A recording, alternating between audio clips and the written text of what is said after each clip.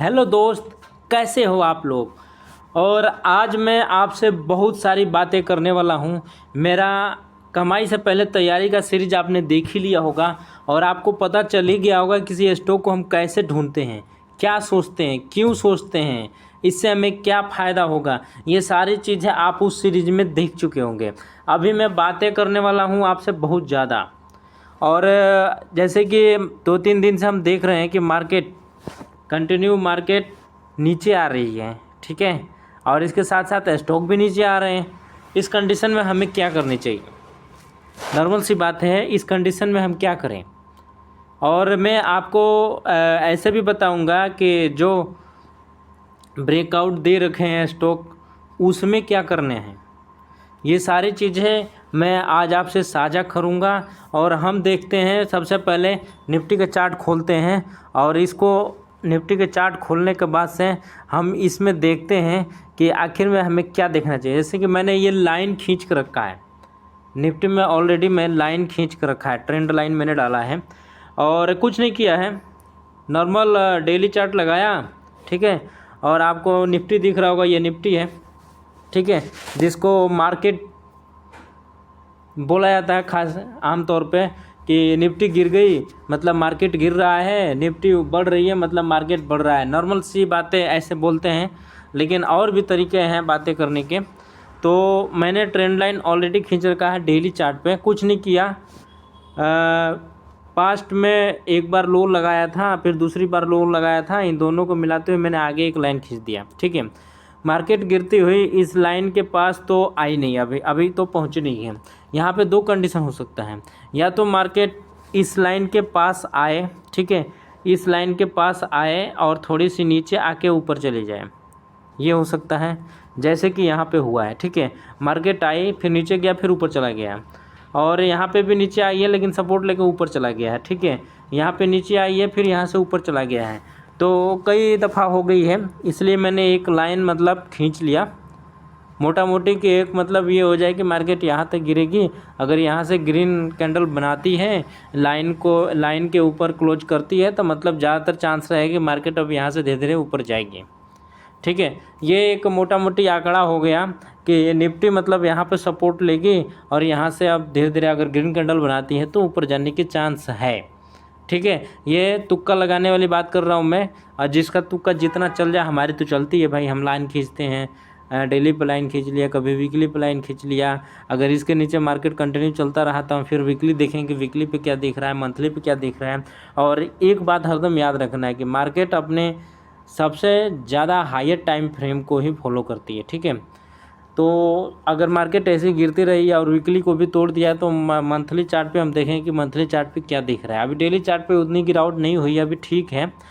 अगर इतनी गिरावट में सारे स्टॉक नीचे जा रहे हैं, नीचे गिरे भी हैं बहुत सारे, अगर हमें ब्रेकआउट किसी स्टॉक का मिल जाता है, इस कंडीशन में, ऐसी गिरावट में हमें कोई स्टॉक मिल जाती है ब्रेकआउट जिसकी हो रखी है, अब हमें उसमें क्या करना है। अगर हमने उसको ख़रीदा नहीं है, ब्रेकआउट हो गई है, तो क्या हमारे ख़रीदने का चांस बन रहा है, और बन रहा है तो कहाँ पे बन रहा है, ये बातें हम करेंगे आपसे।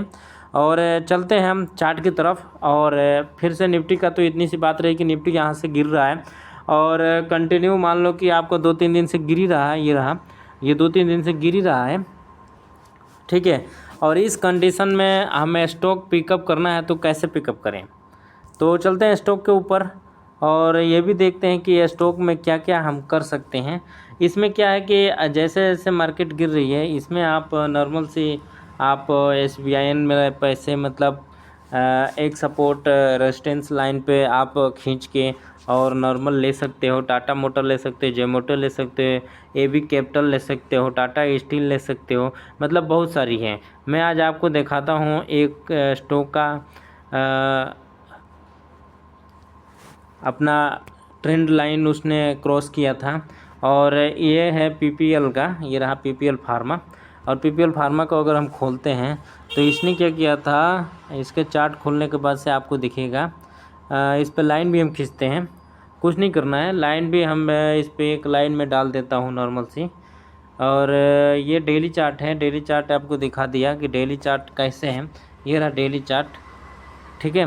और डेली चार्ट पे हम एक लाइन खींचते हैं, लाइन कहाँ से खींचेंगे, नॉर्मल गए, हॉरिजॉन्टल लाइन सेलेक्ट किया और इसके लगाते हुए हमने एक लाइन खींच दिया। देखो इस पे हमने लाइन एक खींचा। लाइन खींचने के बाद से ये ब्रेकआउट हो रखा है, ठीक है, इस स्टॉक का ब्रेकआउट हो रखा था। देखो ये खूब बढ़िया वैल्यूम से ब्रेकआउट हुआ था और फिर इसके ऊपर इसने एक दिन और चला और फिर आज देखो मार्केट गिर रही थी तो ये भी डाउन ट्रेंड में आ गया। और ब्रेकआउट पे जिसने नहीं पकड़ा या पकड़ने के लिए सोच रहा है तो नॉर्मल से देखो यहाँ पे दो कंडीशन बन सकती है। एक तो ये कंडीशन बन सकती है कि मार्केट एक इसके नीचे आए और फिर यहाँ से ग्रीन कैंडल बना के और फिर ऊपर चला जाए, ठीक है। दूसरा ये हो सकता है कि यहीं तक आके कल सपोर्ट ले और उसके बाद से ऊपर चला जाए। दो कंडीशन हो सकती हैं। तो अगर आपके पास पैसे हैं, कुछ पैसे लगाने हैं तो आधी आधी 50-50 में पैसा लगाओ। एक हो के अगर इसके ऊपर सपोर्ट ले रहा है शाम तक 3 बजे के बाद, 3 बजे के बाद कहीं क्लोजिंग देखो कि अगर इसके ऊपर सपोर्ट ले रहा है तो आधी क्वांटिटी आधी पैसे से बाइंग करो, ठीक है। अगर लगता है कि ये लाइन के नीचे आके क्लोज कर रही है तो वेट करो कि इसके ऊपर ग्रीन कैंडल एक दिन का क्रॉस करें, क्लोज कर जाए एक दिन में, तो अगले दिन फिर इसमें घुस जाओ, ठीक है। ये कंपनी PPL कंपनी है, फार्मा की कंपनी है और ब्रेकआउट में हर गिरावट में कैसे ट्रेड की जाती है मैंने ये आपसे आज साझा किया। और मिलेंगे हम बहुत जल्दी। काफ़ी दिनों बाद मिला हूँ, मुझे एक्चुअल में टाइम नहीं था और मार्केट से रिलेटेड भी और कुछ पर्सनल काम भी था, इसकी वजह से मैं वीडियो नहीं बना पाया। अब कोशिश करूँगा कि मैं आपको कंटिन्यू वीडियो बना के दूँ और आपको सिखाऊँ, ठीक है। मैं भी सीखूँ, आपको भी सिखाऊँ, मुझे बहुत अच्छा लगता है अपने साथ साथ सबको बताने में। तो मिलते हैं हम नेक्स्ट वीडियो में, तब तक के लिए थैंक यू।